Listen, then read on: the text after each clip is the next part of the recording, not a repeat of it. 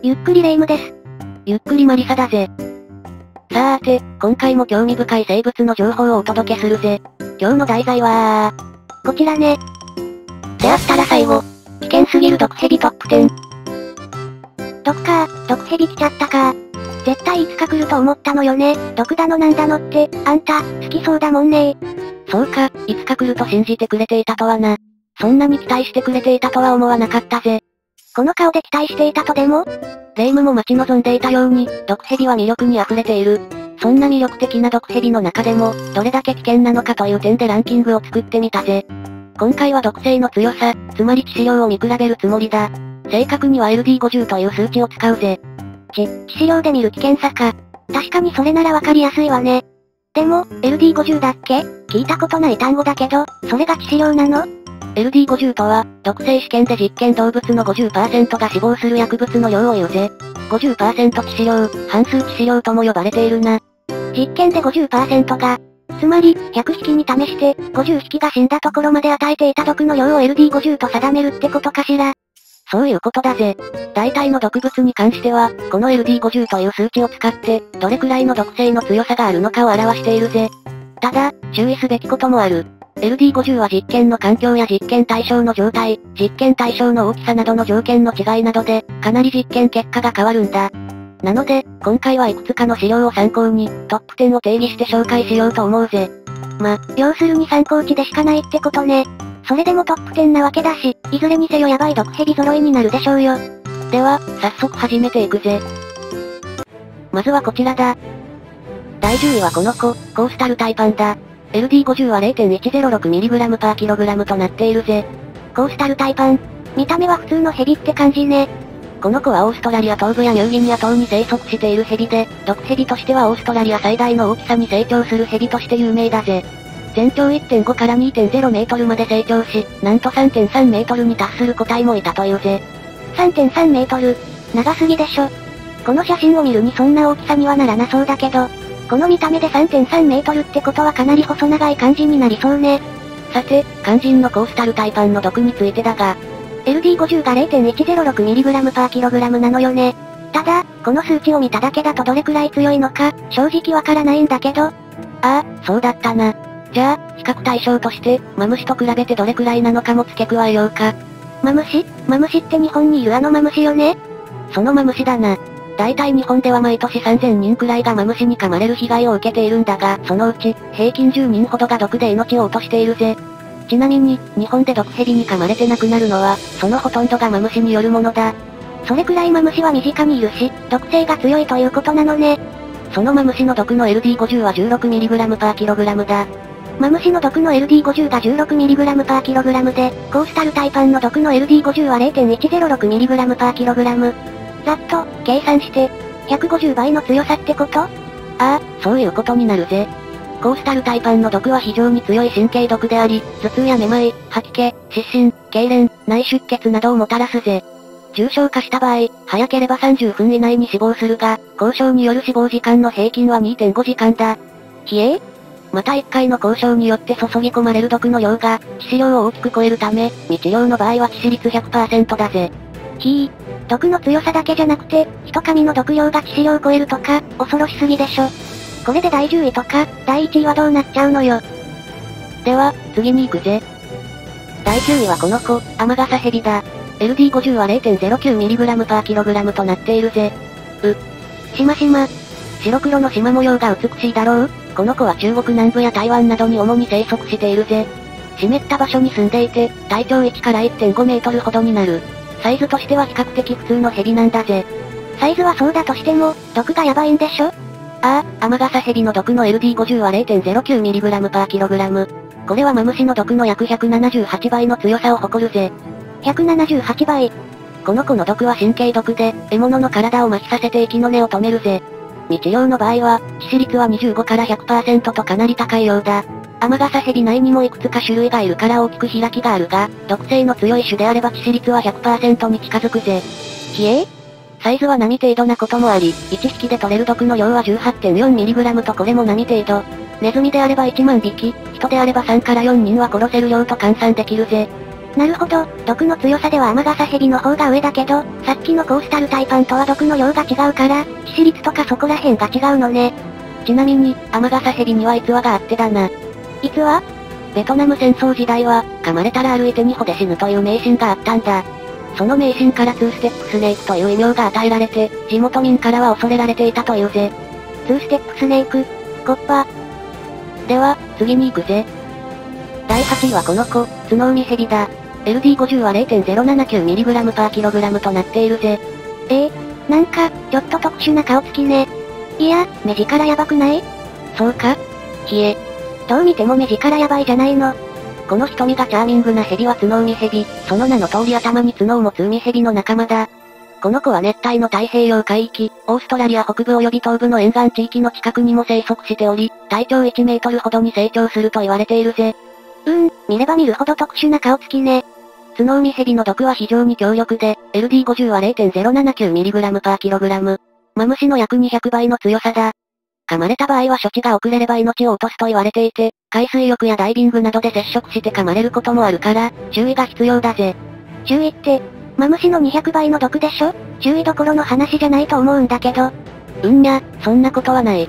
実際、注意をしっかりしていれば、噛まれることも多くはないんだぜ。豆知識としてだが、ウミヘビの仲間は積極的に人間を襲うことは基本的にはないんだ。だから、人間の方からわざと近づいたり、ちょっかいを出したりと刺激を与えない限りは、向こうから襲ってくることは稀なんだぜ。へえ、そうなのね。ただ、基本がそうだというだけで、何事にも例外はある。出会ってしまっておとなしくしてたのに噛まれることもしばしばだ。そんな時は慌てずに、どんなウミヘビに噛まれたかを記憶しておいて、治療を受ける前にあらかじめ誰かにウミヘビの特徴を伝えておくのが大事だぜ。誰かに伝えておけば、最悪その人が医者とかに伝えてくれると。肝に銘じておくわ。では、次に行くぜ。第7位はこの子、ブームスラングだ。LD50 は 0.07mg/kg となっているぜ。これはなんというか、代表的なヘビって感じの見た目ね。可愛いだろ？可愛い皮を置いておいて、ちょっと鱗の筋っぽいところがキモいけど、まだ見れるわ。この子はアフリカ大陸のみに生息している細長い体を持った樹状性の毒ヘビだ。危険を感じると敵を威嚇するために咽頭部を膨らませて隙間の皮膚を見せたり、体の前半部分を平たくして体を大きく見せたりする習性があるぜ。その毒は成人男性であっても致命的な強さと量であり、1957年にはアメリカの著名な爬虫類学者、カール・シュミットがこの子に噛まれて死亡しているぜ。LD50 は 0.07mg/kg で、マムシに比べて約230倍の強さと、カール・シュミットはこの子に噛まれた際、中毒症状を亡くなるまで司祭に記録したことでも有名だ。はぁ？噛まれた後に自分の症状を記録したってこと？なんつうか、壮絶ね、それは。毒の成分は山かがしに近く、出血毒であり、血液の凝固が妨げられるため、皮下出血や吐き気、だるさ、頭痛などが起こる。ただし、毒の周りは非常に遅く、腫れや痛みもほとんどない。そのため、毒蛇だと気づかずに症状が進行し、手遅れになることも多いことがこの記録からわかっているぜ。現在では、現地の病院などに抗血清が用意されているので、この子に噛まれたらすぐに病院へ行くこと。抗血清さえあれば死ぬことは免れられるはずだ。これまた恐ろしい蛇ねそれは誤解だぜレイム。どう誤解と？この子は非常に温和でおとなしい性格の子なんだ。むやみに向こうから攻撃してくることはまずないんだぜ。もし、この子に出くわしたら、刺激しないようにそっと離れるようにすれば大丈夫だぜ。なるほどね。毒を持っているからといっても性格が攻撃的とは限らないものね。とはいえ、いざ出くわしたら、刺激しないように逃げられる自信が全くないわ。絶対叫ぶ自信がある。では、次に行くぜ。第6位はこの子、セブロウミヘビだ。LD50 は 0.067mg/kg となっているぜ。またウミヘビ。この子は体長60から80センチメートル、名前の通り体の背面は黒色であり、腹面は黄色であることが多いぜ。腹面の鱗は退化して陸上を歩くのに役立たず、尾がヒレ状に変形しているという特徴があるぜ。海洋での生活に適応していて、繁殖時にも上陸することはないと言われているな。セブロウミヘビは太平洋とインド洋の暖海域に広く分布し、暖流に乗って日本内地の沿岸にもよく現れるらしいぜ。出会ってみたいものだよな。会いたくねえ。というか日本でも現れるのね。毒に関しては LD50 が 0.067mg/kg であり、マムシの約240倍の強さ。毒の種類は神経毒で、毒牙が小さいため一噛み当たりの注入量は少ないが、人を殺せるほど強力なもので非常に危険だ。また、この子は肉にも毒があるのでそこも注意してくれ。決して、食べようとしちゃダメだぜレイム。牙だけじゃなくて肉にも毒があるのね。まあ、食べようなんてまず思わないからいいけど。ちなみにこのセグロウミヘビは見ての通り見事な色合いなわけだが、黄色と黒というその非常に特徴的な体色は、肉が毒を持つことの警戒色の意味もあるのではないかと考えられているぜ。ああ、それは言われると納得だわね。むっちゃ毒々しい色してるもの。何にしても恐ろしいわ。次、第5位はこちらだぜ。第5位はトラフガラガラヘビだ。LD50 は 0.06mg/kg となっているぜ。ガラガラヘビ。この子は米国及び北西部メキシコに生息しているヘビで、トラのような縞模様から英語ではタイガーラトルスネークと呼ばれているぜ。ラトルスネークはガラガラヘビという意味だな。トラ柄のガラガラヘビってことね。ガラガラヘビってのは聞いたことあるわね。確か結構毒が強かった気がするんだけど。ああ、そのガラガラヘビの中でもこの子は一番毒性が強いことで有名だぜ。一説では LD50 は 0.16mg/kg とも言われているが、今回は別資料にあったこの LD50 0.06mg/kg という数値を採用させてもらったぜ。0.16mg/kg でも、マムシ換算だと100倍でしょ？どちらにせよやばいじゃないの。厄介なのは致死量だけじゃないぜ。ガラガラヘビの毒は出血毒であり、組織を破壊することで後遺症を残すことでも有名なんだ。何その凶悪な効果。恐ろしすぎでしょ。より詳細を説明するとだ、出血毒は唾液が高度に進化したものであり、細胞などのタンパク質を溶解する性質があるんだ。そのためガラガラヘビに噛まれると幹部の細胞組織や血管が破壊され、激しい痛みと内出血及び内出血に伴う腫れが発生するぜ。注入された毒成分は血流に乗って体中に拡散して症状を拡大していく。そして血圧降下、体内出血、腎機能障害、多臓器不全を引き起こし、重篤な場合は死に至るぜ。出血毒は神経毒に比べて致死率は低いんだが、血管や筋肉の細胞を破壊するために激しく痛み、また筋肉壊死を引き起こす。そのために、たとえ一命を取り留めたとしても、手足切断や高度の後遺症が残るなど、悲惨な結果を迎えることが多くあるぜ。後遺症ってのは相当きっついわね。死ぬより辛い状態になるとか、普通にありそうじゃないの。ああ、そうだな。トラフガラガラヘビの LD50 は 0.06mg/kg。マムシの約266倍の強さだ。噛まれれば死ぬ可能性はあるし、なんとか治療できたとしても、仮に助かったとしても後遺症が残る可能性が高い、と。凶悪すぎるわよ、それは。次、第4位はこちらだぜ。第4位はこの子、ブラックマンバだぜ。LD50 は 0.05mg/kg となっているぜ。うっわ、何こいつ。口の中が黒い。怖い。超絶可愛い子だろ？つぶらな瞳といい、スマートなフォルムといい、口の中の黒さと体色の白さのコントラストといい、最高だよな。そうかしらね。どう見ても最高じゃないか。ちゃんと詳細を語るぜ。この子の全長は2から3メートルで、大型の個体は 4.5 メートルに達するぜ。キングコブラに次いで世界で2番目に長くなる毒ヘビなんだ。名前にブラックがついているが、体色は灰色や褐色。体型は細長く、体重はそれほど重くならない。名前の由来は口の中が黒いことから来ているぜ。ブラックマンバはサバンナに生息し、草原や森林、岩場などあまり環境を選ばず様々な環境で見られるぜ。地面で日光浴をしていることもあったりと、大体は地面で過ごしているんだが、なんと木登りがうまいんだ。よく、馬よりも早く移動ができるなどと言われることもあるが、これは事実ではないぜ。たまたま馬上の人間が噛まれたことがあったとしても、この子が馬より早く移動できるわけではないぜ。実際の移動速度は時速16キロ、50メートルを11秒くらいの速度だ。逃げようと思えば逃げられる速度ではあるが、どんな悪路でも器用にスムーズに進むから厄介だ。また、瞬発力も優れており、攻撃は素早く正確だぜ。噛まれた場合はほぼ確実に毒が注入される、とのことだ。さらに言えば、このブラックマンバ、毒性の強さだけでなく、その凶暴さや執念深さ、諸々の攻撃性も有名で、世界で最も危険な毒蛇と言われたりするんだぜ。もちろん、攻撃性に関しては自分が危機的状況に陥った場合であり、むやみに人間を襲うわけではないが、いたずらに刺激しようものなら停滞しっぺ返しを食らうことになるぜ。そして、本題の毒についてだ。毒は非常に強く、量も多い上、速攻性で回りも速い。主に神経毒なため後遺症が残ることは少ないが、血清があり研究が進んでいるにもかかわらず致死率は高い。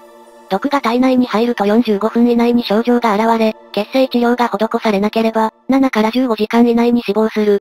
未治療の場合は、致死率は 100% と言われているぜ。LD50 は 0.05mg/kg と言ったが、0.32 だったりと超高いとは言えない数字の資料もあるぜ。だが、0.05mg/kg という結果の資料もあるのでそちらを採用させてもらったぜ。なんでかって？そんなの簡単だ。私がこの子を紹介したかったからだぜ。満足した？まだ、〇〇動画1本分以上の時間は語りたいが？また今度にしなさい。残念だぜ。まあ、ブラックマンバが有名で、相当ヤバい毒蛇ってのは痛いほどわかったわ。次、ついに第3位の紹介だ。第3位はこの子、ジュボアトゲオウミヘビだ。LD50 は 0.044mg/kg となっているぜ。またウミヘビ。やっぱりウミヘビって全体的に毒が強いのかしら？一般的にウミヘビは毒が強い傾向にあるな。この子はオーストラリアの西部から北部、ニューギニア及びニューカレドニアの沿岸にかけて広く生息しているウミヘビだ。主に暖かい海域に生息していて、残念なことに日本では見ることができないぜ。残念でもないけどね。さらに残念なことがもう一つあるんだ。今度こそ残念なことかしらね。この子の毒の LD50 は 0.044mg/kg で、マムシの360倍以上。非常に強力な神経毒を持っているが、毒牙の長さが 1.8mm と短く、毒の注入可能量は少ないんだ。もし噛まれたとしてもそこまで毒は入らないし、水着の上から噛まれたりしても、水着を突き破って毒が注ぎ込まれる可能性は低い。現にこの子の被害はほぼ報告されていないぜ。せっかくの毒がもったいないよな。非常に残念だぜ。もう一度言うわ。残念でもないけどね。次、ついに第2位の紹介だぜ。第2位はイースタンブラウンスネークだぜ。LD50 は 0.0365mg/kg となっているぜ。イースタンブラウンスネークは別名コモンブラウンスネークと呼ばれることもある。主にオーストラリア東海岸、インドネシア、ニュージーランドなどに生息しているぜ。この子の体長は約 1.1 から 1.8 メートルで、日本でおなじみの青大将と同じぐらいの大きさであり、そこまで大型のヘビではないぜ。見た目はこの通り、特筆するようなこともない、ごく普通の可愛らしいヘビといったところだ。そうね、本当に普通の恐ろしいヘビって感じだわ。これが第2位の毒の強さを持っているとか、逆に見た目とのギャップがあって恐ろしいじゃないの。そうだな。見た目ほど優しいヘビではないぜ。毒性はさることながら、機敏な動き、気性の荒さ、そして攻撃的な性格と、非常に危険なヘビなんだ。なんとオーストラリアやニュージーランドでは一番人間を殺しているヘビとして知られているんだぜ。超ヤバいやつじゃないの。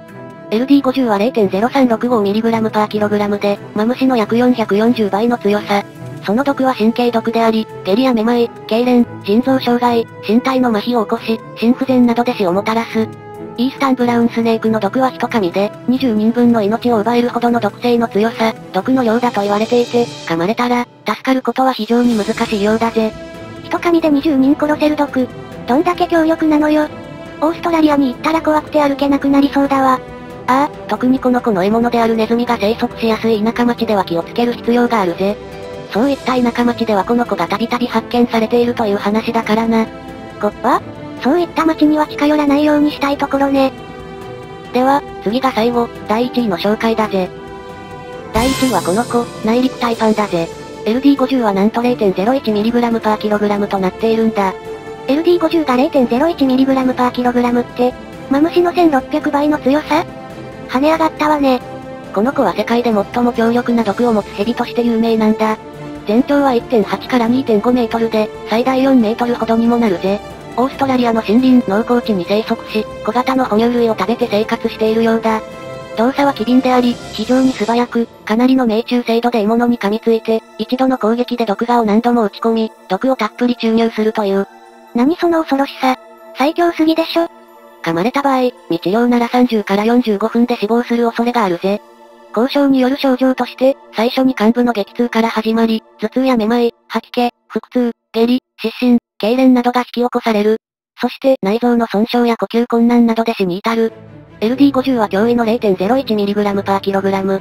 また、一度の攻撃で注入する毒の量は 110mg とも言われ、これは大体ネズミ50万匹は殺せる量、毒性とのことだ。はぁ、?50 万匹？人間で言えば200人近くは殺せる量、毒性だぜ。ひえー。そんな恐ろしい毒の持ち主である内陸タイパンだが、悲しいことに生息数はかなり少なく、人家の近くに現れることはほぼないと言われているぜ。あらそうなの。よかったじゃないの。さらに補足すると、この子は本当に臆病な性格をしていてな、性質もおとなしく攻撃性が低いため、人間が噛まれる事故はほとんど起きていないんだぜ。また、現在では血清注射も完成されているため、この蛇による人間の死亡例はないとされているぜ。実際、毎年60名ほどが内陸タイパンに噛まれて病院送りにされるらしいが、血清が完備されていて、死に至るケースは見受けられないようだ。少し安心したわ。以上で終わりだな。いやー、今回も壮絶な内容だったわね。見た目はそれほどじゃないんだけど、毒の強さは聞けば聞くほど恐ろしい限りだったわ。でも、ほとんどが毒は強いのに、性格はおとなしかったり、臆病だったりで攻撃的ではないのよね。脅威度はそこまで高くないのかしら。毒を持つ多くの生き物は、攻撃のために得たわけじゃなく、大体は防御目的で獲得したものがほとんどだと考えられているからな。大体は外敵から身を守るため、食べられないために体の中に毒を持ったり、反撃するための手段として毒を持つのが大半だ。そういった中でも攻撃的な性格であるブラックマンバはより一層光るものがあるよな。まあ、毒性の強さだけじゃ危険さは測れないってのはよく理解できたわ。この中でブラックマンバが世界一危険な蛇に選ばれるというのも頷けるわね。わかってくれて嬉しいぜ。以上、ご視聴ありがとうございました。今回はここまで。お気に召しましたらチャンネル登録、評価をお願いいたします。長時間のご視聴、ありがとうございました。